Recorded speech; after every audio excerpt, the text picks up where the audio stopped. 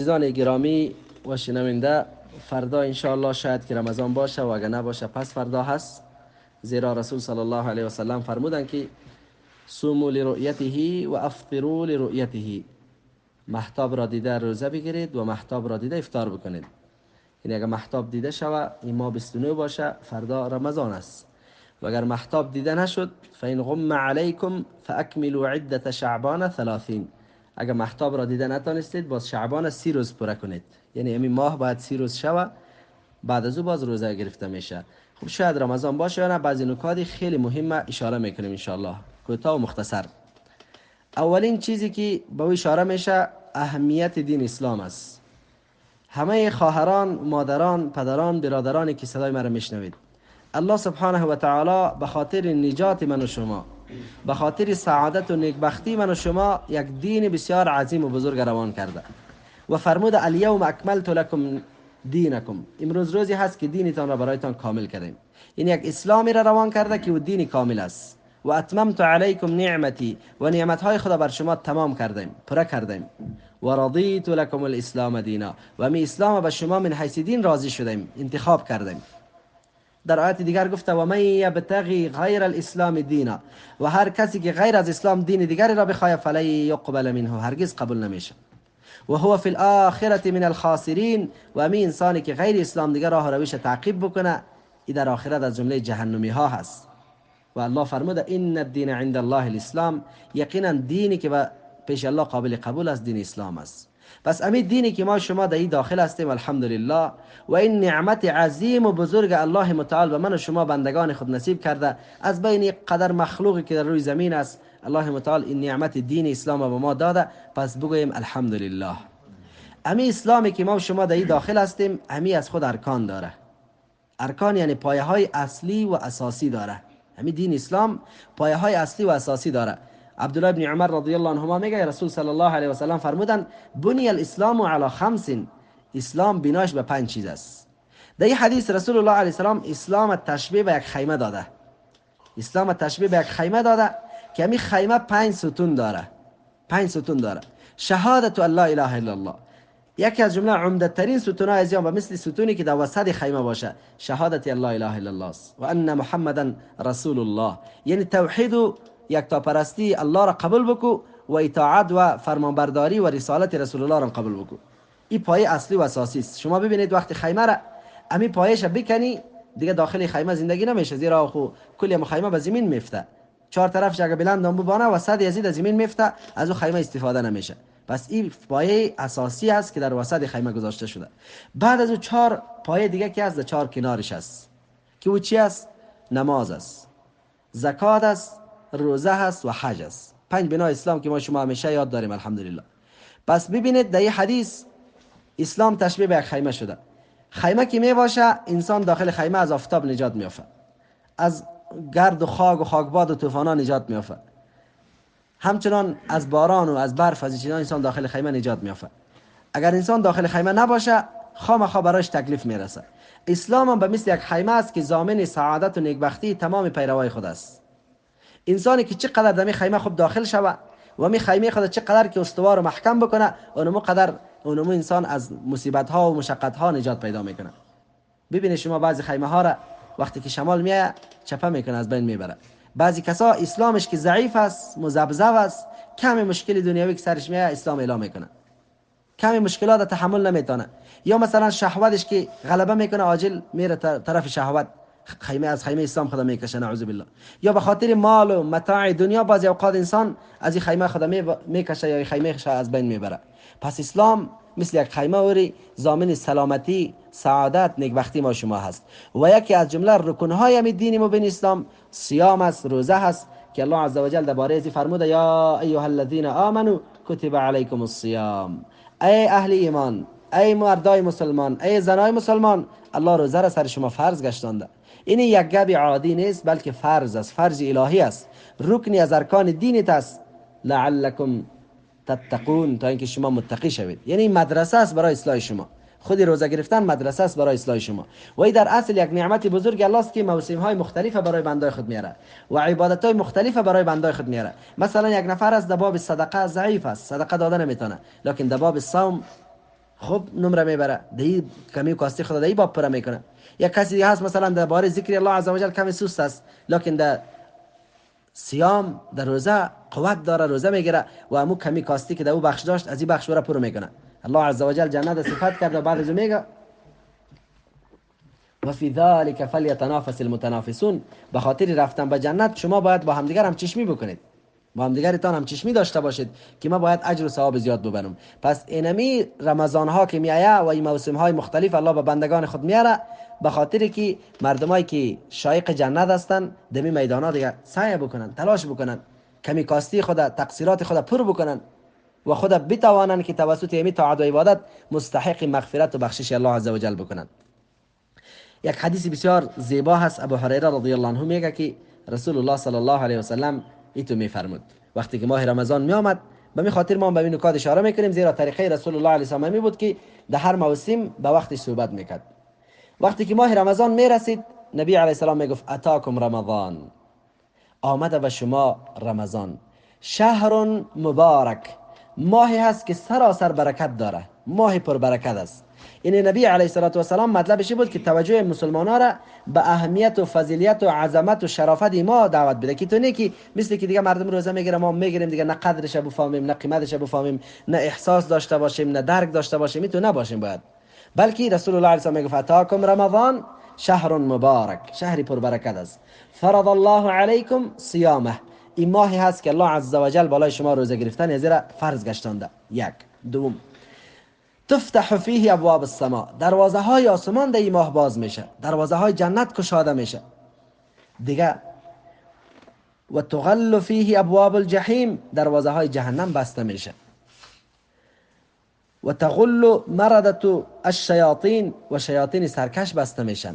این کلش دلیل به عظمت و بزرگی ماست که ماه مبارک است، روزش فرض است، دروازه جنت باز میشه، دروازه جهنم بسته میشه، شیاطین سرکش بسته میشه. همچنان لله فیه لیلتون، الله عزوجل دینمی ماه یک شب داره، خیر من الف شهر، که او بهتر است از 1000 ماه کرده. من حرم خیرها فقط حرم، کسی که از فضیلت ازی محروم شود یقینا که او محروم شده، کسی که فضیلت ازی را درک نتونه یقینا که او انسان محروم است. پس ببینید رسول الله علیه السلام تشویق میکرد که ما باید قدر ماه را بفهمیم و سلف صالحین هم همین دعا میکردن، میگفتن اللهم سلمنا لرمضان و سلم رمضان لنا و سلم منا شهر رمضان و تقبله منا.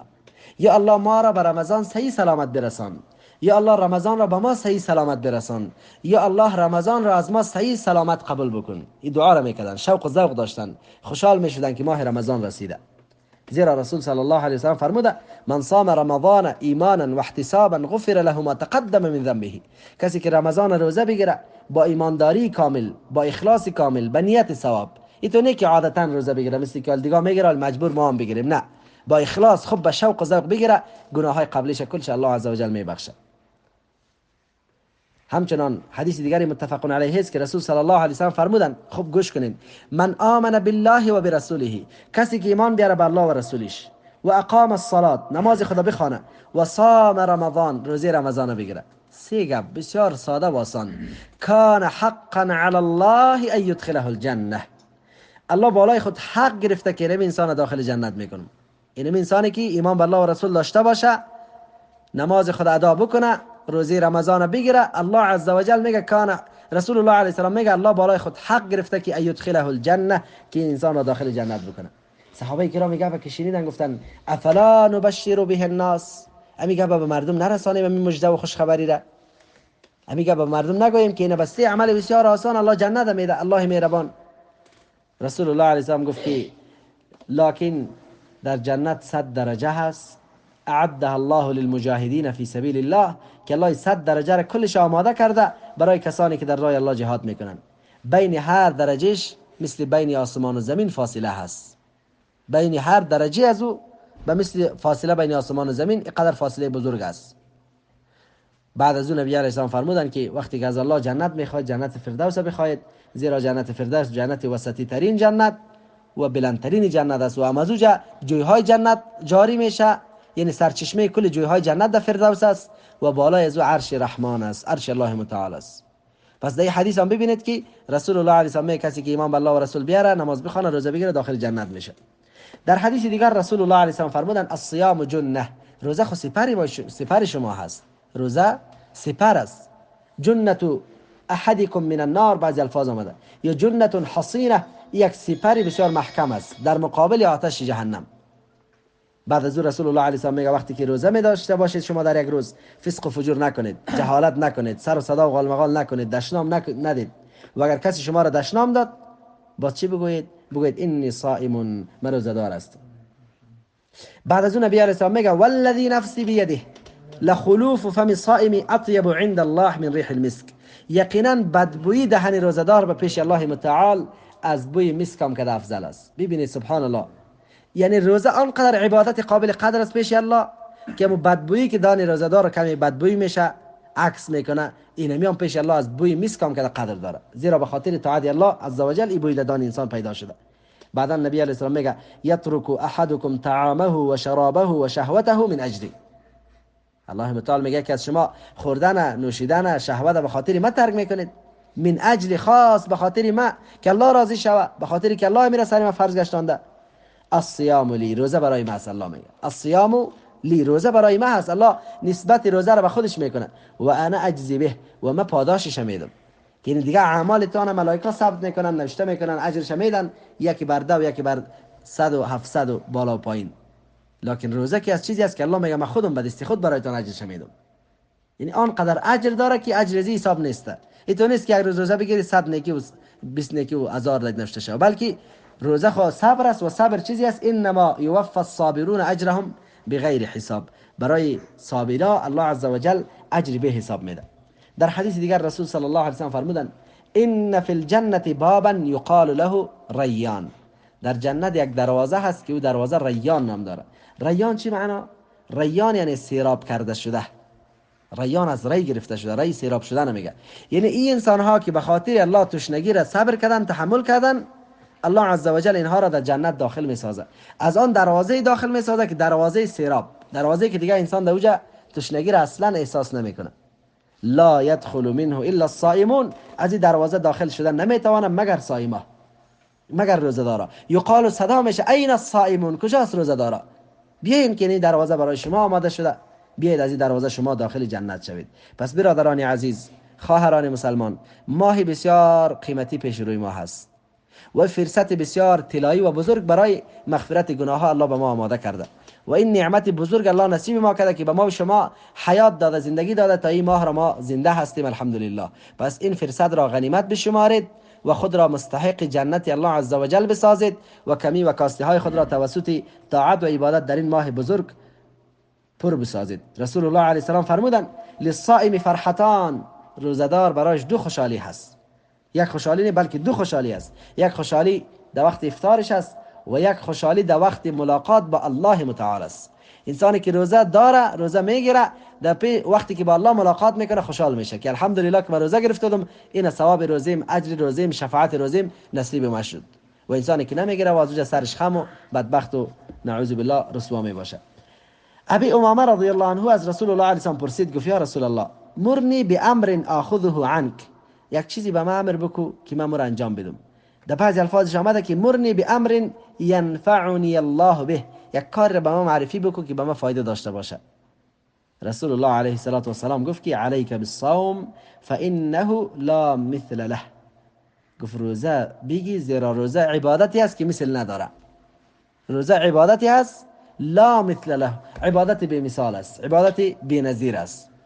پس یک عبادت بزرگ است. شهر رمضان الذي انزل فيه القرآن هدى للناس و بینات من الهدى والفرقان، ماه رمضان ماه قرآن است، ماه طاعت و عبادت هست و این ماه پر فضل و پر برکت هست. پس برادران اهل ایمان، خواهران اهل ایمان، قدر رمضان را بدانید، زیرا رسول الله صلی الله علیه و سلم فرمودند که و رمضان الی رمضان، و رمضان و الی رمضان، یک رمضان تا دیگر رمضان، این کفاره گناه های یک ساله انسان میشه. پس این ماه را قدرش بشناسیم و قسمی که رسول الله علیه و سلام با آمدن این ماه خوشحال میشد و به دیگران درس خوشحالی میداد، آنها را آگاه میساخت. ما شما هم کلی فکر و ذکر ما در شکم پر کردن نباشه که اکثر مردم آمادگی رمضان میره میگه که زیاد خرج خانه میاره، میگه ما با رمضان آمادگی گرفتیم. رمضان اصل آمادگی معنوی داره که از کل گناه ها به سوی الله توبه بکن. کدام گناهایی که تو در او آموخته بودی به خاطر الله ترک بکن. قطع صله رحمی داری به خاطر الله وصل بکن. در حرام گرفتار بودی حرام به حلال تبدیل بکن. در دروغ عادت کرده بودی دروغ به صدق تبدیل بکن. خود درس رمضان تعلیم بده، از مدرسه رمضان بهره بگی، خود لیاقت داخل شدن در این ماه پاک و ماه مقدس و ماه بزرگ داشته باش. الله متعال همه من و شما را عفت و طهارت و ایمان کامل نصیب بگردانه و الله سبحانه و تعالی لیاقت رمضان به ما شما نصیب بگردانه و رمضان را مثل که برای رسول صلی الله علیه و سلم و صحابه کرام رمضان مبارک بود، الله متعال ما را از برکتش محروم نسازه. و بالله تعالی التوفیق و صلی الله و سلم علی نبینا محمد و علی آله و صحبه اجمعین.